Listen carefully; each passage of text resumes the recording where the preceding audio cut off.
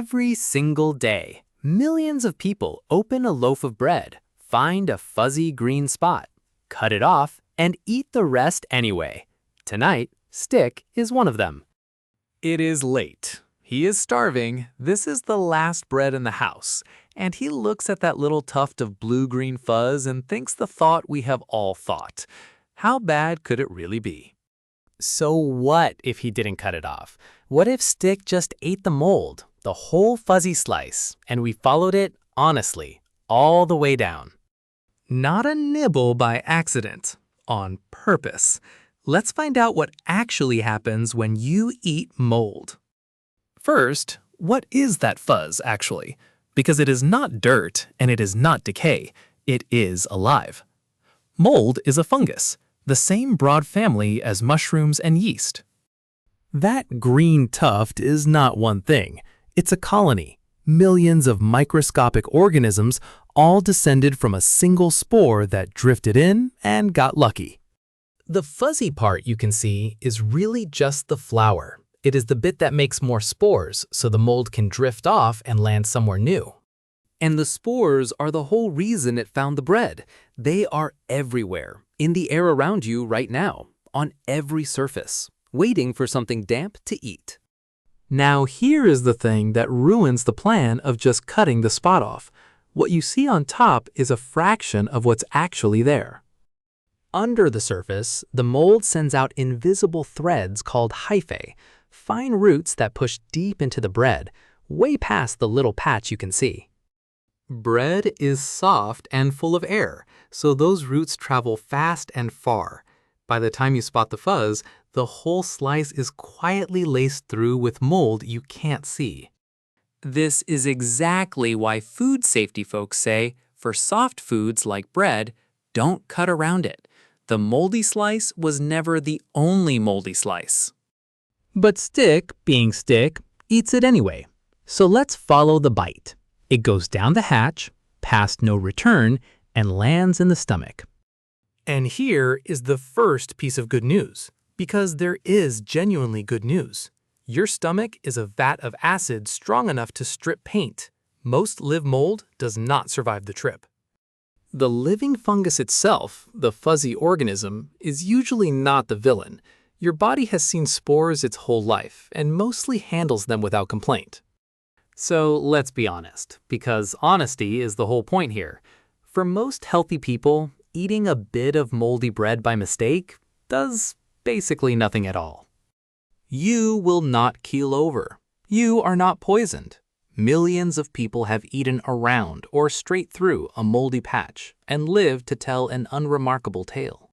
Worst case for a lot of people is a slightly unhappy stomach, a bit of nausea, maybe a queasy hour as the body notices something off and clears it out. But sometimes the body does react. Your immune system spots the fungal proteins, decides it doesn't like them, and hits the alarm. For some people, that means cramps or the classic rush trip to the bathroom, as the gut simply decides the fastest fix is to send everything back out. Rude, but effective. And a small group of people are genuinely allergic to mold.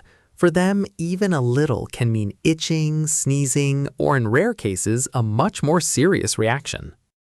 Okay, so if the fungus itself usually isn't the danger, where does mold's genuinely bad reputation come from? This part is real, so pay attention.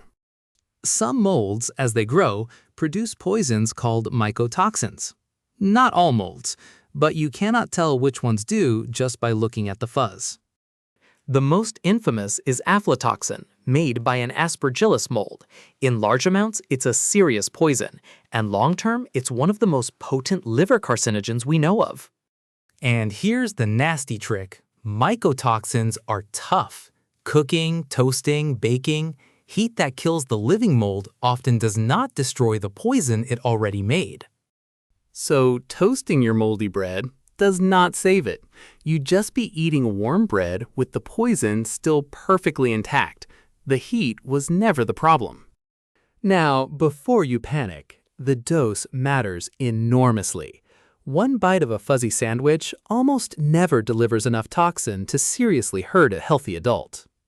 The real documented harm from mycotoxins tends to come from the big stuff, heavily contaminated grain or nuts eaten over months and years, not one accidental bite of toast. But some people should be genuinely careful with any mold. Pregnant people, young kids, the elderly, and anyone with a weakened immune system. For someone whose immune system is already down, a mold that a healthy person would shrug off can actually take hold and become a real infection. That's not a maybe.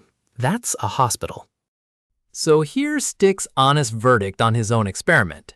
Did the moldy slice hurt him? Almost certainly not. Was it a smart thing to do? Also no. Because the problem was never that mold definitely poisons you.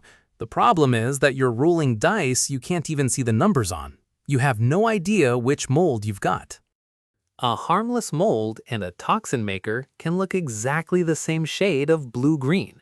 There is no upside to the gamble, and a small, ugly downside. So why play? Now for the twist Stick never saw coming. Because here's the part that flips this whole story on its head.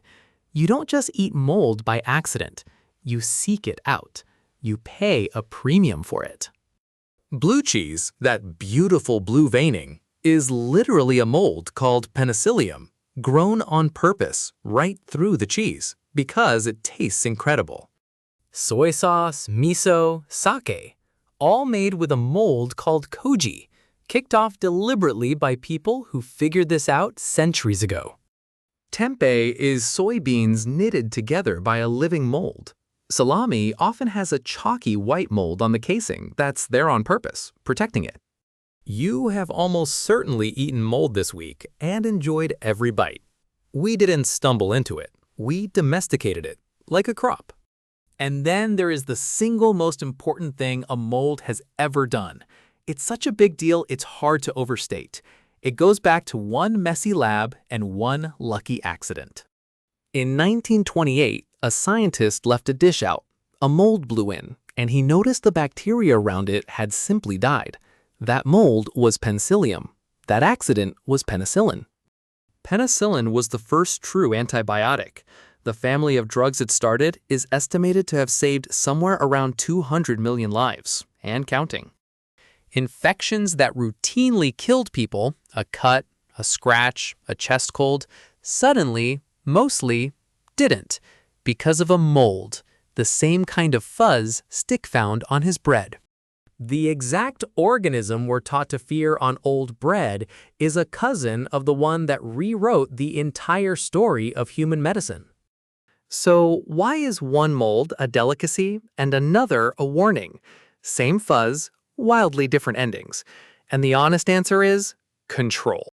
The molds in your cheese and soy sauce are specific, known, hand-picked strains, grown in controlled conditions by people who know exactly what they are. The mold on Stick's forgotten bread is a total mystery. It could be a harmless one. It could be a toxin maker. It moved in uninvited, and you never checked its ID.